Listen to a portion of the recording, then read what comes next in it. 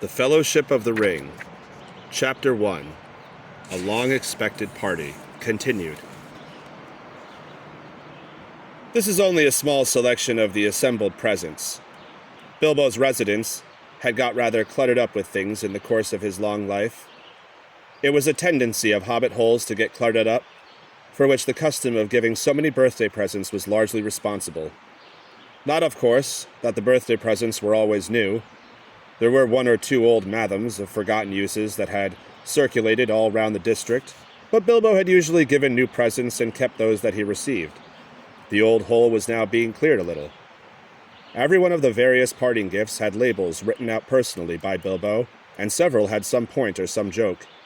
But of course most of the things were given where they would be wanted and welcome. The poorer hobbits, and especially those of Bagshot Road, did very well for themselves.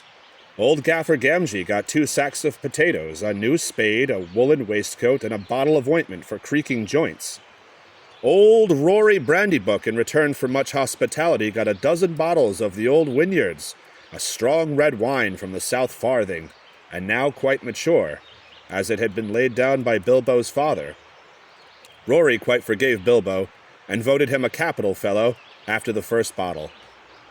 There was plenty of everything left for Frodo, and of course all the chief treasures, as well as the books, pictures, and more than enough furniture were left in his possession. There was, however, no sign nor mention of money or jewelry. Not a penny piece or a glass bead was given away. Frodo had a very trying time that afternoon. A false rumor that the whole household was being distributed free spread like wildfire, and before long the place was packed with people who had no business there but could not be kept out. Labels got torn off and mixed, and quarrels broke out. Some people tried to do swaps and deals in the hall, and others tried to make off with minor items not addressed to them or with anything that seemed unwanted or unwatched. The road to the gate was blocked with barrows and handcarts. In the middle of the commotion, the Sackville Bagginses arrived. Frodo had retired for a while and left his friend Merry Brandybuck to keep an eye on things. When Otho loudly demanded to see Frodo, Merry bowed politely. "He is indisposed," he said. "He is resting." "Hiding, you mean," said Lobelia. "Anyway, we want to see him and we mean to see him. Just go and tell him so." Merry left them a long while in the hall, and they had time to discover their parting gift of spoons. It did not improve their tempers, and eventually they were shown into the study. Frodo was sitting at a table with a lot of papers in front of him. He looked indisposed. To see Sackville Bagginses at any rate, and he stood up, fidgeting with something in his pocket, but he spoke quite politely. The Sackville Bagginses were rather offensive. They began by offering him bad bargain prices, as between friends, for various valuables and unlabeled things. When Frodo replied that only the things specially directed by Bilbo were being given away, they said the whole affair was very fishy. "Only one thing is clear to me," said Otho, "and that is that you are doing exceedingly well out of it. I insist on seeing that will." Otho would have been Bilbo's heir, but for the adoption of Frodo. He read the will carefully and snorted. It was unfortunately very clear and correct, according to the legal customs of hobbits, which demand, among other things, 7 signatures, and of witnesses in red ink. "Foiled again," he said to his wife, "and after waiting 60 years. Spoons and fiddlesticks." He snapped his fingers under Frodo's nose and stumped off. But Lobelia was not so easily gotten rid of. A little later, Frodo came out of the study to see how things were going and found her still about the place, investigating nooks and corners and tapping the floors. He escorted her firmly off the premises, after he had relieved her of several small, but rather valuable articles that had somehow fallen inside of her umbrella. Her face looked as if she was in the throes of thinking out a really hard and crushing parting remark, but all she found to say was, turning round on the step, "You'll live to regret it, young fellow. Why didn't you go too? You don't belong here. You're no Baggins. You're a Brandybuck." "Did you hear that, Merry? That was an insult, if you like," said Frodo as he shut the door on her. "It was a compliment," said Merry Brandybuck, "and so, of course, not true." Then they went round the hole and evicted 3 young hobbits, 2 boffinses and a bulger who were knocking holes in the walls of one of the cellars. Frodo also had a tussle with young Sancho Proudfoot, old Odo Proudfoot's grandson, who had begun an excavation in the larger pantry where he thought there was an echo. The legend of Bilbo's gold excited both curiosity and hope. For legendary gold, mysteriously obtained if not positively ill-gotten, is, as everyone knows, anyone's for the finding, unless the search is interrupted. When he had overcome Sancho and pushed him out, Frodo collapsed on a chair in the hall. "It's time to close the shop, Merry," he said. "Lock the door and don't open it to anyone today, not even if they bring a battering ram." Then he went to revive himself with a belated cup of tea. He had hardly sat down when there came a soft knock at the front door. Lobelia again, most likely, he thought. She must have thought of something really nasty and have come back again to say it. It can wait. He went on with his tea. The knock was repeated this time, but much louder, and he took no notice. Suddenly, the wizard's head appeared at the window.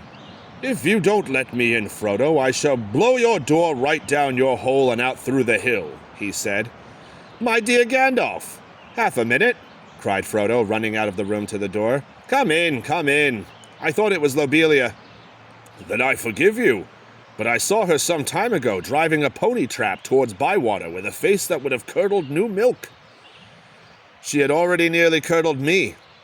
Honestly, I nearly tried on Bilbo's ring. I longed to disappear." "Don't do that," said Gandalf, sitting down. "Do be careful of that ring, Frodo. In fact, it is partly about that I have come to say a last word." "Well, what about it? What do you know already?" "Only what Bilbo told me. I have heard his story, how he found it, and how he used it on his journey, I mean." "Which story, I wonder?" said Gandalf. "Oh, no, not what he told the dwarves and put in his book," said Frodo. "He told me the true story soon after I came to live here. He said you had pestered him till he told you, so I had better know too. No secrets between us, Frodo," he used to say, "but they are not to go any further. It's mine anyway." "That's interesting," said Gandalf. "Well, what did you think of it all?" "If you mean inventing all that about a present, well, I thought the true story much more likely, and I couldn't see the point of altering it at all. It was very unlike Bilbo to do so anyway, and I thought it rather odd." "So did I. But odd things may happen to people that have such treasures if they use them. Let it be a warning to you to be very careful with it. It may have other powers than just making you vanish when you wish to." "I don't understand," said Frodo. "Neither do I," answered the wizard. "I have merely begun to wonder about the ring, especially since last night. No need to worry, but if you take my advice, you will use it very seldom or not at all. At least I beg you not to use it at any way that will cause, talk, or rouse suspicion. I say again, keep it safe and keep it secret." "You are very mysterious.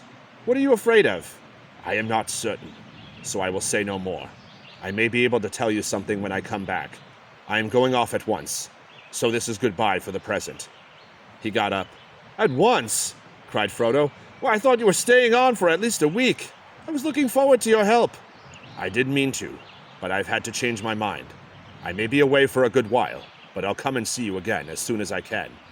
Expect me when you see me. I shall slip in quietly. I shan't often be visiting the Shire openly again. I find that I have become rather unpopular. They say I am a nuisance and a disturber of the peace. Some people are actually accusing me of spiriting Bilbo away, or worse.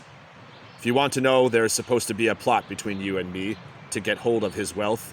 "Some people!" exclaimed Frodo. "You mean Otho and Lobelia? How abominable those two are. I would give them Bag End and everything else if I could get Bilbo back and go off tramping in the country with him. I love the Shire, but I begin to wish somehow that I had gone too. I wonder if I shall ever see him again." "So do I," said Gandalf. "And I wonder many other things. Goodbye now. Take care of yourself. Look out for me, especially at unlikely times. Goodbye." Frodo saw him to the door. He gave a final wave of his hand and walked off at a surprising pace. But Frodo thought the old wizard looked unusually bent, almost as if he was carrying a great weight. The evening was closing in, and his cloaked figure quickly vanished into the twilight. Frodo did not see him again for a long, long time.